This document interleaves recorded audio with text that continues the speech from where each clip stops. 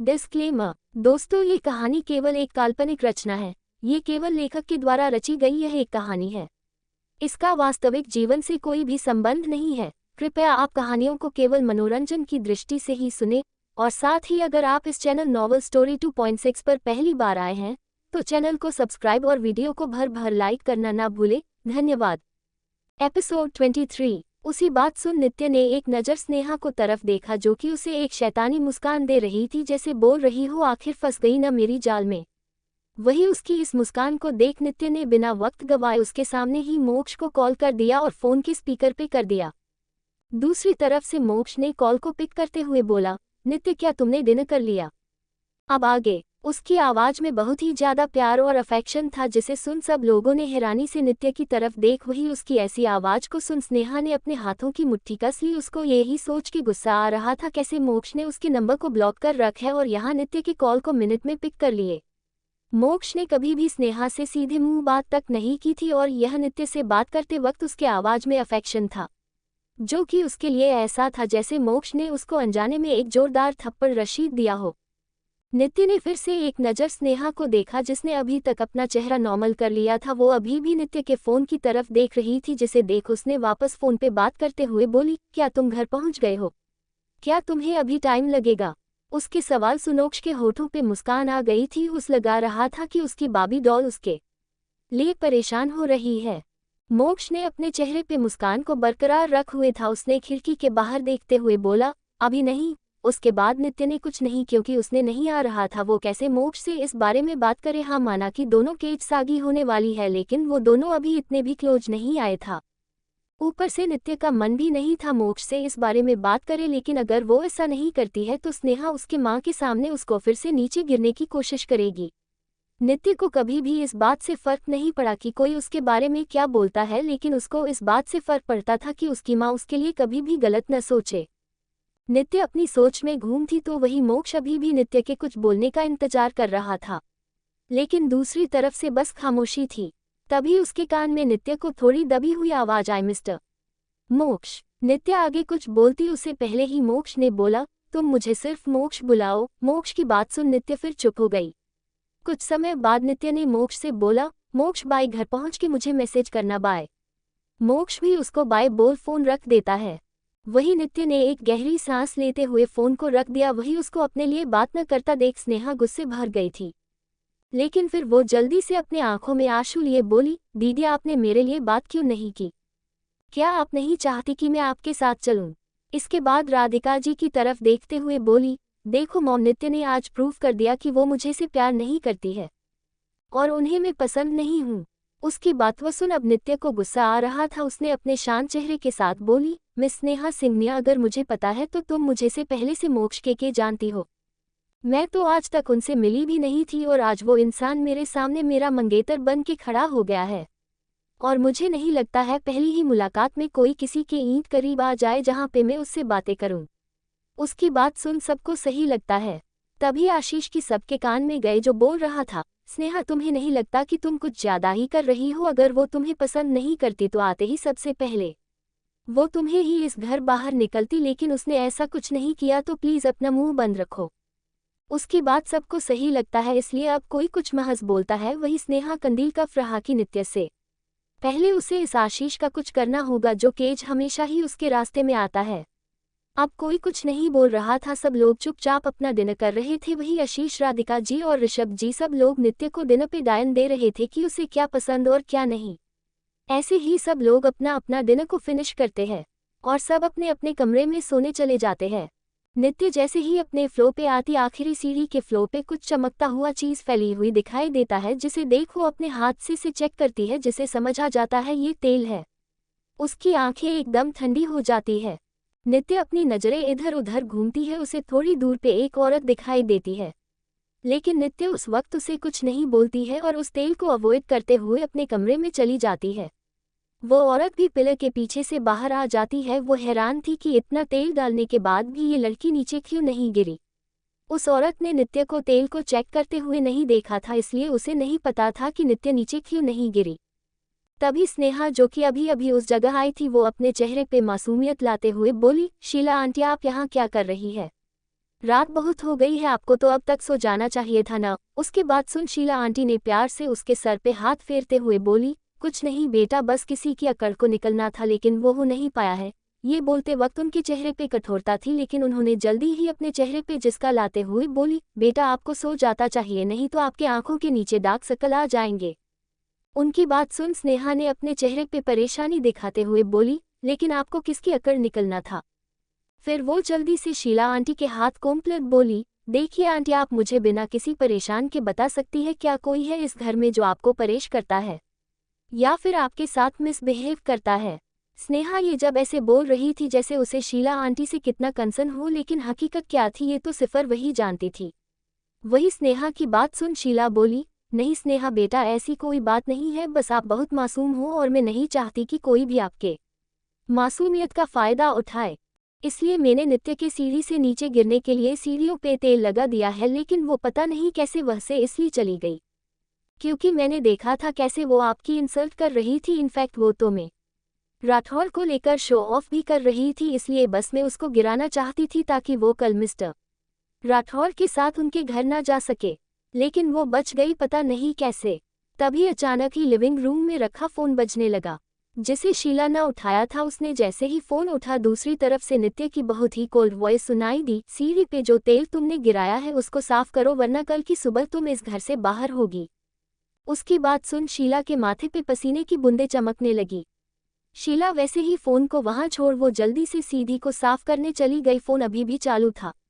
स्नेहा ने वो वाइन उठा लिया, लेकिन जैसे ही रखने हुई दूसरी तरफ से उसको नित्य की कोल्ड वॉइस सुनाई दी जो कि स्नेहा से बोल रही थी, स्नेहा अपनी ये छोटी छोटी ट्रिक्स को बंद कर दो वरना तुम्हारे लिए अच्छा नहीं होगा। उसके बाद वो फ़ोन रख देती है। वही स्नेहा के हाथों की मोती कस जाती है। स्नेहा को इस वक्त बहुत गुस्सा आ रहा था। उसने कितनी मुश्किल से इस प्लान को रेडी किया था। उसने घर के सभी सर्वेंट को नित्य के खिलाफ कर दिया था ताकि वो लोग नित्य को उस घर से निकलने में उसकी मदद कर सके। फ्लैशबैक, जिस दिन नित्य ने यश को मारा था और उसको धमकी दी थी, उस दिन स्नेहा अपने घर आके बहुत तोड़फोड़ कर रही। नसीब से उस दिन घर पे कोई था नहीं। वही उसके कमरे से आवाज को सुन शीला आंटी और बाकी के सभी नौकर जल्दी से स्नेहा के कमरे के पास आते हैं और अंदर का नज़ारा देख हकैप हो जाते हैं। स्नेहा ने अपने पूरे करे को कबाड़ खाना बना दिया और फिर बैग के कोने में बैठ अपने पैरों के बीच अपना सर रखे रो रही थी, जिसे देख शीला जी जल्दी से स्नेहा के पास आते हुए बोली, क्या हुआ स्नेहा बेबी, आप मुझे बताएं, और आपने अपनी ये कैसी हालत कर ली है। उसके सवाल को सुन स्नेहा ने रोते हुए बोली, दूर जाए आप लोग, कोई ज़रूरत नहीं है मेरे पास आने की। ये बोल वो शीला आंटी को खुद से दूर करने लगती है, लेकिन स्नेहा आंटी उसको नहीं छोड़ती है। स्नेहा फिर से बोली, मैंने कहा छोड़ो मुझे, वैसे भी मैं इस घर की अडॉप्टेड बेटी हूँ, इसलिए आप लोग भी मेरे सामने अच्छे होने का नाटक नहीं करना चाहिए, बिल्कुल नित्य दी की तरह।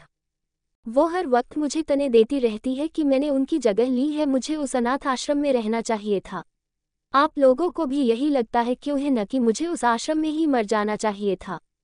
उसकी ऐसी बातें सुन सब शॉक्ड रह गए थे। किसी ने नहीं सोचा था कि नित्य स्नेहा के पीठ पीछे ऐसी कोई हरकत करते हैं।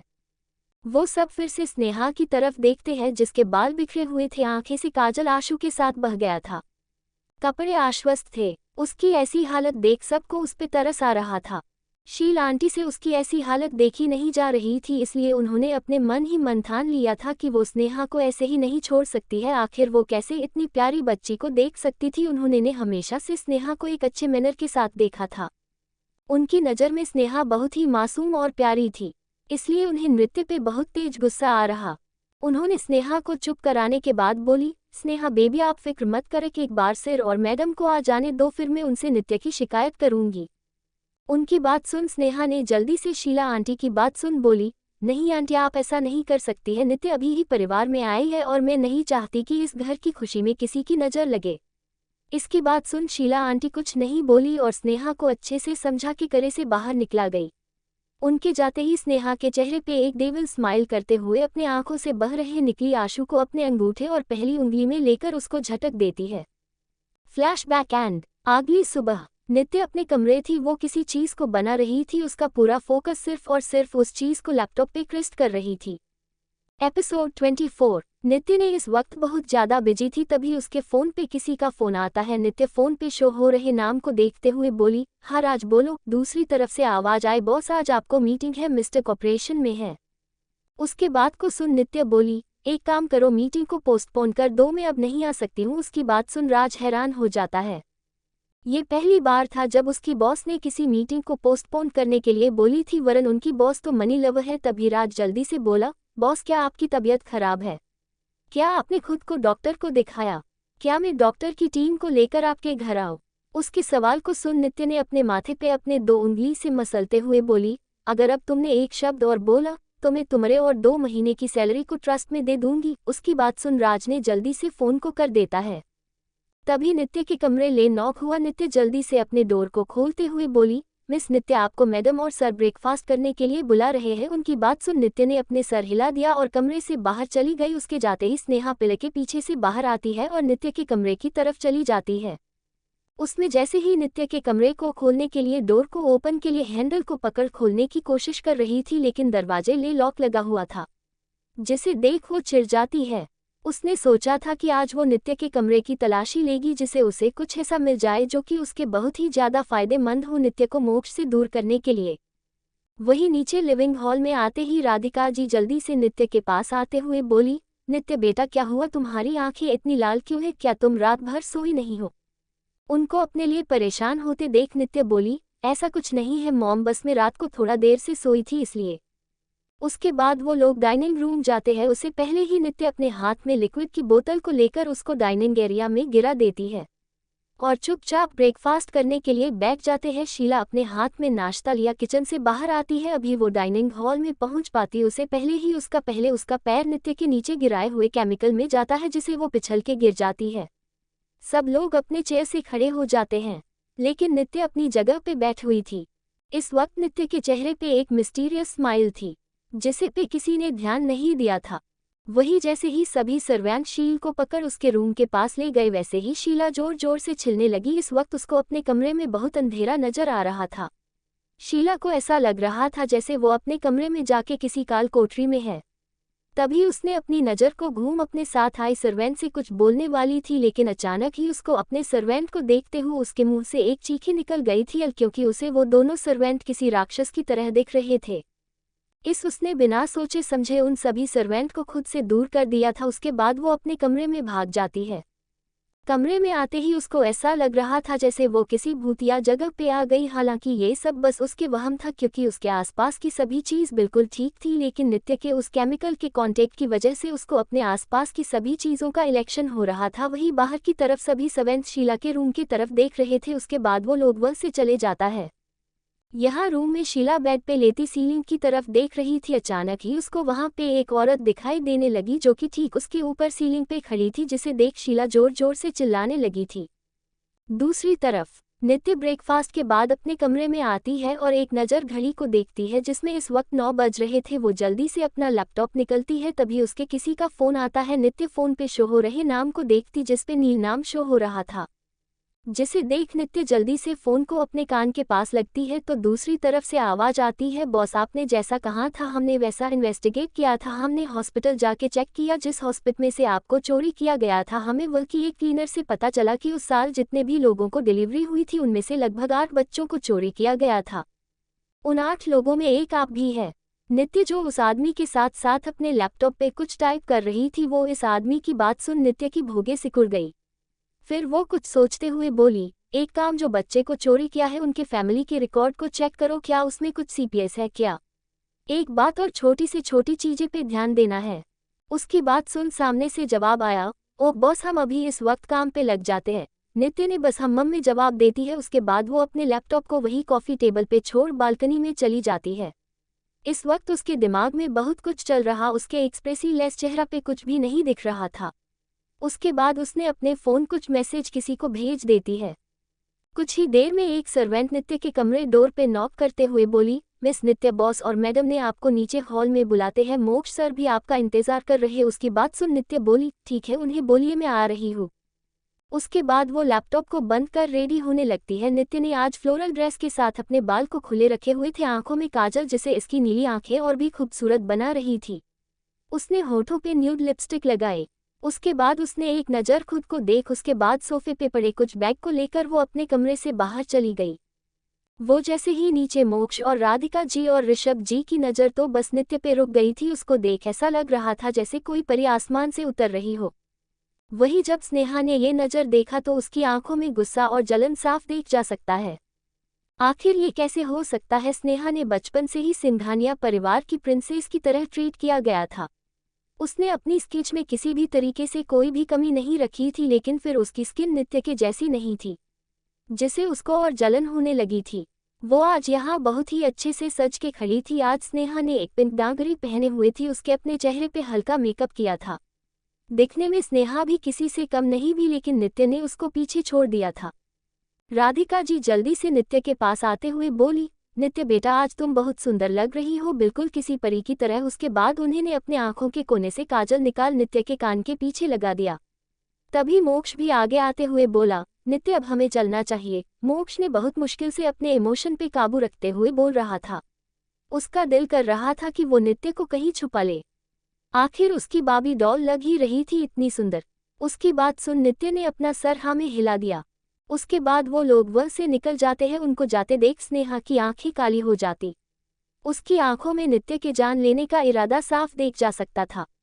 शायद अगर अभी यह पे कोई नहीं होता वो कर भी सकती थी।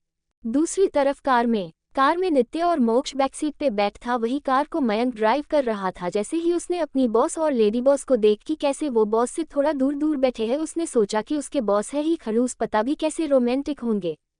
उसके बाद उसने रोड की तरफ देख जहां पे रास्ते कुछ खराब था, जिसे देख उसकी आंखों में चमक आ गई। उसने जल्दी से अपनी गाड़ी थोड़ी सी स्पीड दी और उस खराब रास्ते से लेकर गया, जिसे नित्य का सर मोक्ष की सोल पे चला जाता है। वही मोक्ष का हाथ नित्य की सोल पे चला जाता है और दूसरा हाथ उसके बहे पे चला जाता है, जिसे देख ऐसा लग रहा जैसे मोक्ष और नित्य एक दूसरे के बहुत क्लास हो।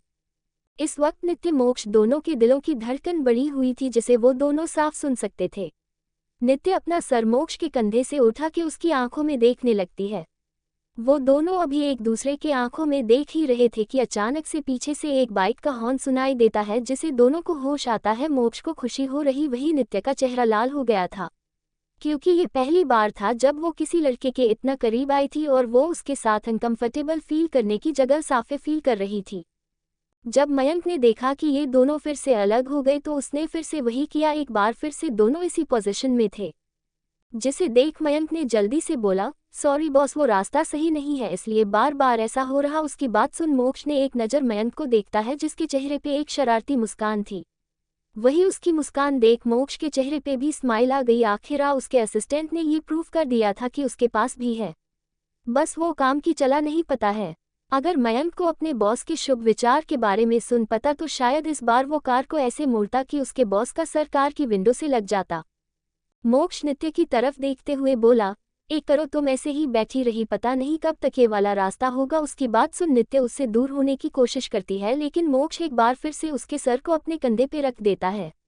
इस बार उसने उसके सर को अपने कंधे पे दबाए रखता। वही उसकी इस हरकत को देख नित्य को खुशी भी हो रही थी, क्योंकि कहीं ना कहीं उसको अच्छा लग रहा था मोक्ष के कंधे पे सर रखना। तो दोस्तों आखिर कहानी में आगे क्या होगा, यह जानने के लिए इस स्टोरी को सुनते रहिए सिर्फ और सिर्फ novel_story_2.6 चैनल पर। और अगर कहानी आप सभी को पसंद आए तो वीडियो को लाइक, कमेंट और शेयर जरूर करें। धन्यवाद।